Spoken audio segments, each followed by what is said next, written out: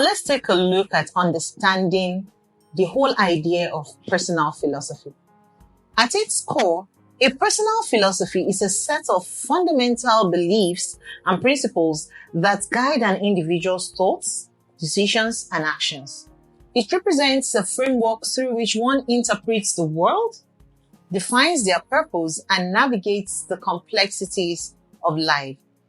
Developing a personal philosophy involves introspection, self-discovery, and a commitment to living in alignment with one's core values. Imagine a person whose personal philosophy focuses on kindness and empathy.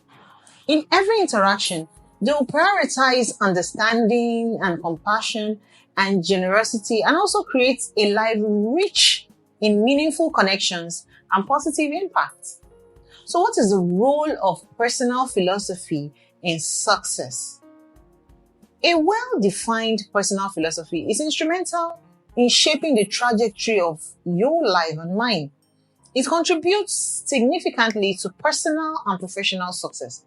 Hence, the need to situate this call to develop a personal philosophy properly in relation to success. The first time I heard about personal philosophy was on one of the talks given by the great Jim Rohn.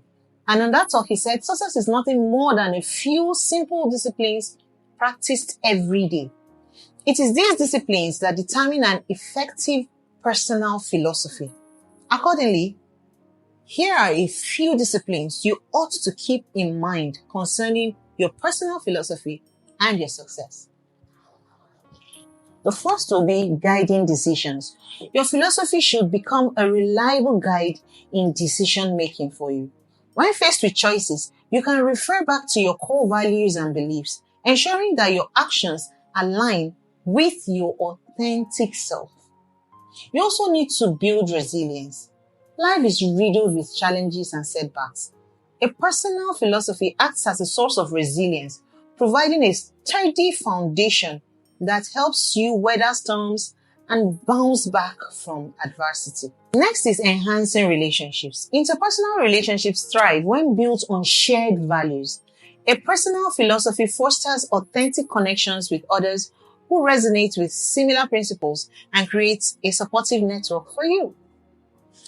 Motivating action is another point. A clear personal philosophy serves as a motivational force for you. It provides the fuel needed to pursue your goals, overcome obstacles, and maintain consistency in your daily efforts. Having clarified the relationship between personal philosophy and success, it's time to guide you towards creating a personal philosophy for yourself. A personal philosophy is a deliberate and introspective process.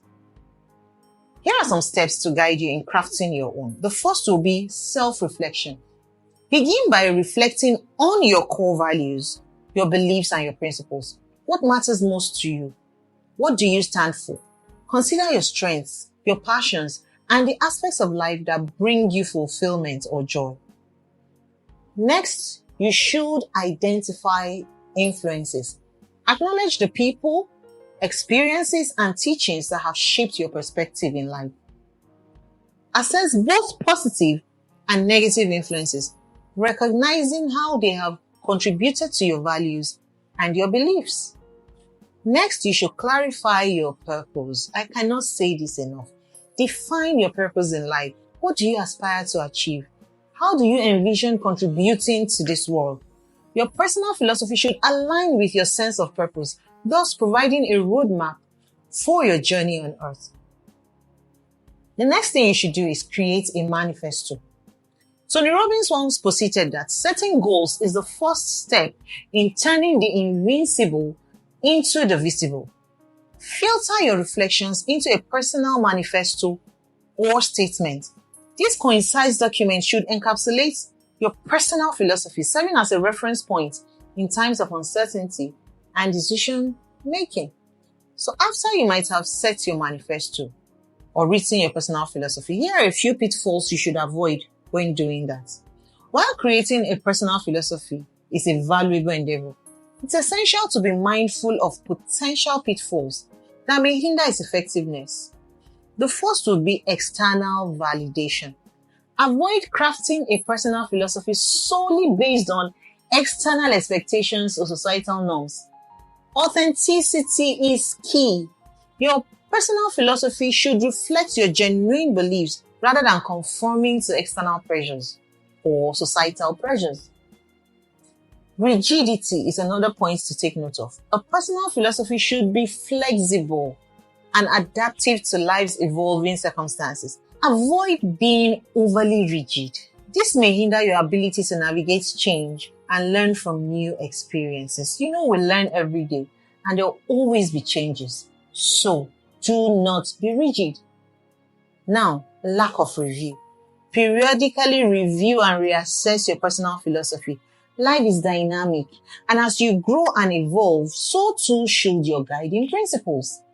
Failing to revisit and update your philosophy may lead to stagnation. So, those are the few pitfalls you should take note of when crafting your personal philosophy.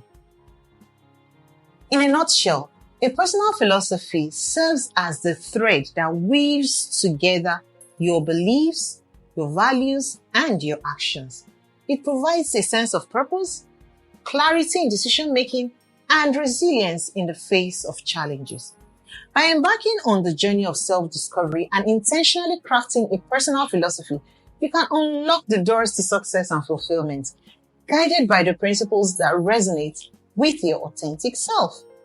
In the words of Zig Ziglar, you don't have to be great to start, but you have to start to be great. So start crafting your personal philosophy now. The power to create a meaningful and successful life lies within the clarity of our goals and the consistency of our actions. And this highlights the transformative power of initiating action and reinforces the idea that a personal philosophy propels you towards greatness.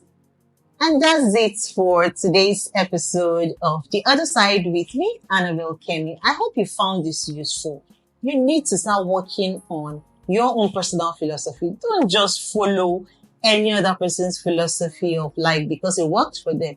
You should have yours, and that is the foundation for building a successful life. Like I always say to you, please endeavor to like, to share, and to subscribe to this channel. Also, please don't forget to make your comments. Let us know how you feel about this episode. Let us know how you feel about the podcast as a whole. That way we can review and also refine it and give you exactly what your heart needs to know. Thank you for always sticking with us.